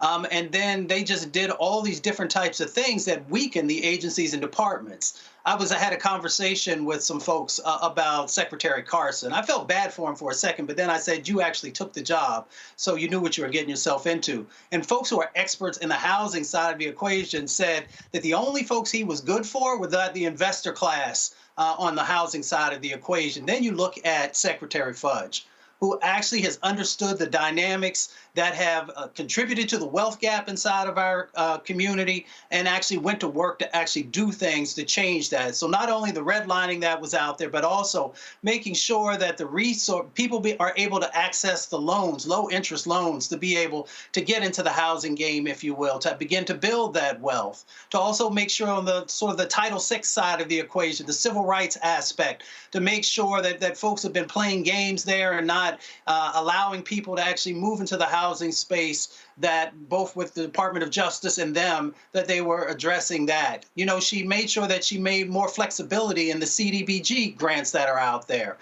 So those are those development grants that are so critically important to be able to build this new housing. And then we've also talked on this show a number of times about that there's not enough housing that's out there. So when people see, you know, these incredible rents that people are paying and how things continue to go up and up, it is because of that housing shortage that's there. And she's been playing a critical role in getting the new housing out there and making sure that there's affordable housing, which is, you know, an important part of the equation. So I give her, you know, nothing but gold stars for the work that she's done, both when she was in Congress, when she was a mayor, and now leading HUD, which was not an easy thing to do, especially in those early days, because there had been, you know, all this work that was done by the Trump administration to weaken it. You know, I dare say, John Quayle, what's important here, it is important to have, but the only time we do these departments, it's somebody who has been a governor or a member of Congress. But because Fudge was a mayor and a state representative and a member of Congress, she's bringing a far different perspective to the table, because actually when it comes to housing in this country, that really is the province of mayors in these cities. And so I think that experience was vital in that particular position. Yes, I agree, Roland. I mean, essentially, her time as mayor allowed her to be able to be boots on the ground, seeing from day to day what the challenges were with housing and with homelessness, and being able to address that on a national level. I myself, of course, am sad to see her go. She is a member of my sorority as well as an alum of, we both attended The Ohio State University. So she is a tremendous leader. It's a tremendous loss to see her go, but she has been a force that we all have looked up to for so long. Larry? Yeah, she's had a tremendous career. You talked about in the state of Ohio, certainly representing her district as a member of the CBC. My colleague just talked about she's a former president of Delta Sigma Theta Sorority Incorporated. And it's a tremendous loss for the administration. And I think the really, Roland, interesting thing about the president's statement, talking about redlining, which my colleagues have highlighted, and the long-term impact redlining has had on the Black community in terms of gaining equity. And we know the majority of wealth in this country for Americans derives from owning a home. So it's unfortunate that she's leaving. I wish her all the best. Like I said, her many years of dedicated service as a public servant, and she's been a tremendous asset at HUD and her wealth of experience, and I wish her all the best. A couple of years ago, we had her on the show discussing the infrastructure bill and also talking about her role at HUD. This was let me pull it up right here, my apologies. This here was our conversation. And y'all know I'm gonna play for y'all this other interesting moment that we had as well when she had a news conference, and a little something happened that will go down as one of the greatest news conferences ever. All right, check this out. So I don't want to take up all of your time. When we talk about being in this position here, I think back to the 8 years of President Barack Obama. And a lot of people forget. You were head of the CBC. You were very clear and tough on the president when it came to his housing plans. I dare say, and this is me speaking, one of the failures of the administration was in the area of housing. Black people lost 53% of all wealth due to the housing foreclosure crisis. We're dealing with really right now a housing shortage in America. I've owned my home in Dallas since 1999. I get text messages and calls every day from somebody trying to buy my house to flip it. And so there are people out there who want to be able to buy a home, but you have these hedge funds that went out and bought blocks of 25 and 30 and 50,000 homes from the banks who we supposedly helped out with TARP. And so how do we, what is your plan to put us on that path for true affordable housing for people to be able to own their homes and they're not having to spend all this money renting something they simply don't own? Well, the first thing is just to say this, is that FHA is a part of HUD. And so we are looking at what we have done, and we made some mistakes, no question about it, Roland. We have also been a part of those people who have not looked at equity, have not looked at how we create an environment in which people who are moderate income, or even some that are low income, can afford to buy homes. You're going to see a change, and you're going to see it soon. We're going to assist home buyers. We're going to level the playing field because, Roland, you know as well as I do that for people that look like us, most of us start to create any sense of wealth by buying a home. Mm-hmm. We're also going to look at how we assist in educating people about the process because so often, Roland, people who are just trying to get into it don't have any idea where to start. So we're going to assist them with saving, with down payment assistance. We are going to do the things necessary to give folks a chance, just to give them a shot at creating generational wealth. You have my word on it. I'm going to ask you to do one thing also, and I have been, and we talked about this when you were in Congress. The federal government spends $1 billion a year on media advertising. Black-owned media gets $10 million. We want to assist with that, educating people as well, which is critically important that black ad agencies and black-owned media receive those dollars to be able to inform our constituents about these very things. And so I've said it to Susan Rice in the White House. I've said it to Cedric Richmond. I've said it to Senator Chuck Schumer. I'm still waiting to interview Speaker Nancy Pelosi, but that's another story. But I'm going to say it to her as well. But this is important because if we're trying to reach black folks, we need to talk to black-owned media. And that's why I'm thankful that you came on and didn't give us the runaround and say, yeah, absolutely, we want to come on to share this kind of information with our audience. Roland, this is my very first interview since the announcement, and I wanted to do it with you because I think it is important to send a message to people that I understand how our communities are helped. That is why I'm on your show right now. And you have my word that I'm going to do all I can to ensure that people who are sending the message know the people that we want to get the message to. And just so y'all know, last time she was on, she hit me. She's like, Roland, she said, all the calls I got from folk in Ohio who saw me on your show. I got to ask you this here because, Lord, you set the internet ablaze with this.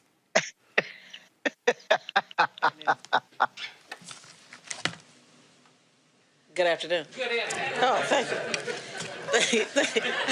I was wondering if I was in this room by myself. I gotta ask you, you had to be even surprised with how everybody said, oh, Lord, that's a black auntie right there. You know, Roland, I didn't even think anything about it at the time. You know, that's our culture. You speak, people speak back. Right. I never thought about it until everybody started talking about it. And Roland, I have been laughing about it ever since. I said, Lord, I'll never live that one down. Well, you know from now on, wherever you go, anywhere in the country, when you got to give a speech anywhere, it's going to be good afternoon. It's going. So I'm telling you, it's just going to be. Just go ahead. It's going to be a part of your introduction wherever you go. So just go ahead and get prepared for that. That's why I love you, Roland. Goodbye. Secretary Fudge, I appreciate it. We keep it real, keep it black. That I dare say that was a black moment right there, Jaquel. That was for sure. I mean, I remember seeing that on television, and it just reminded me of the call and answer, you know, when you're in church, and they said, good afternoon. And when it's not, they never repeat themselves after that. So it just took me back to, you know, being in church, growing up in church with that call to answer series. So I enjoyed that. Yeah, I still crack up because she was like, I know my ass ain't in this room by myself, Larry. I know I said good afternoon, man. Y'all better say something. Black culture is undefeated. And I remember when that happened, and even it's funny because I did that to my wife the other day, a couple of days ago. It's funny about, like I said, the importance of how black culture works. And like she said, it was a genuine moment, as my colleague just highlighted. That's a reflection of black culture. You always speak. And, when someone speaks, you speak back. And if you don't, there's a problem. So it's an iconic moment. And once again, we will certainly miss her as secretary. Mustafa? Secretary Marcia Fudge is Black excellence. And I know there's lots of young girls who are watching who now know that they could one day be the Secretary of HUD or something even higher. So I hope that we will continue to give her flowers. All right, Ted. So I got to play that again. Hold on one second. I just, because because that was from our interview, but this was Jen Psaki introducing her. Check this out. Back from the edge. She's happy to take a couple of questions after she gives some remarks. Thank you again for joining us. Thank you very much, Jen. Good afternoon. Good afternoon. Good afternoon. Oh, thank you. I was wondering if I was in this room by myself. Jen, thanks for inviting me to speak about the importance. Oh, I love the look like y'all about to get cussed out. That's sort of how your mama or your grandmama do when they walk into the room and everybody's there. They speak like, I know y'all asses gonna speak back. So we absolutely gonna miss Secretary Fudge. So look forward to chatting with her before she gets out of that office. Folks, that's it for us. Let me thank Larry, Jonquel, Mustafa for joining us today on the panel. I certainly appreciate it. Thank you so very much. Let me thank all of y'all for watching and listening as well. Be sure to support us in what we do, folks. Your support is critical to what we do. And I say this all the time, but our fan base has played a huge role in us being able to do the work that we do. Your support is critical. Y'all have been quite generous, and we appreciate that. We appreciate the people. We got some people, at least 3 or 4 people, they have been tithing to our show every month since we launched September 4th, 2018. They've literally sent money every single month since we launched. So I appreciate that. Let me shout out a couple of people. Let me shout out here. Okay, this name is missing, so where is it? So let me shout out Anthony Brown. Thanks a bunch. I appreciate it. Let me thank Dennis Palmore. Thanks a lot. Wanda Bowers, O'Neill. Let me thank Omar Young, Kenneth McCrae, Sabrina Lamb, Carrie Morant, Damon Blissett, Paul Lee. Let me thank, I'm looking here. Those are the folks who actually gave during the show, so I appreciate them doing so. If you want to join our Bring the Funk fan club, you can see your check and money order. P.O. Box 57196, Washington, D.C., 20037-0196. Cash App, $RM Unfiltered, PayPal, R Martin Unfiltered. Venmo is RM Unfiltered. Zelle, Roland at RolandSMartin.com, Roland at RolandMartinUnfiltered.com. Download the Black Star Network app, Apple phone, Android phone, Apple TV, Android TV, Roku, Amazon Fire TV, Xbox One, Samsung Smart TV. Don't forget, you can also support us by watching our 24-hour, 7-day-a-week streaming channel available on Amazon News by going to Amazon Fire. You can tell Alexa play news from the Black Star Network. Go to Plex TV. Go to Amazon Freevee, and also go to Amazon Prime Video. And don't forget to get a copy of my book, White Fear, How the Browning of America is Making White Folks Lose Their Minds, available at Ben Bella Books, Amazon, Barnes & Noble, IndieBound, Bookshop, Chapters, Books A Million, Target. You can get the audio version with me reading on Audible. Folks, that's it. I'll see y'all tomorrow right here, Roland Martin Unfiltered on the Black Star Network. Holla! Black Star Network is here. Oh, no punch! I'm real revolutionary right now. Thank you for being the voice of Black America. All momentum we have now, we have to keep this going. The video looks phenomenal. See, there's a difference between Black Star Network and Black-owned media and something like CNN. You can't be Black-owned own media and be scared. It's time to be smart. Bring your eyeballs home. You dig?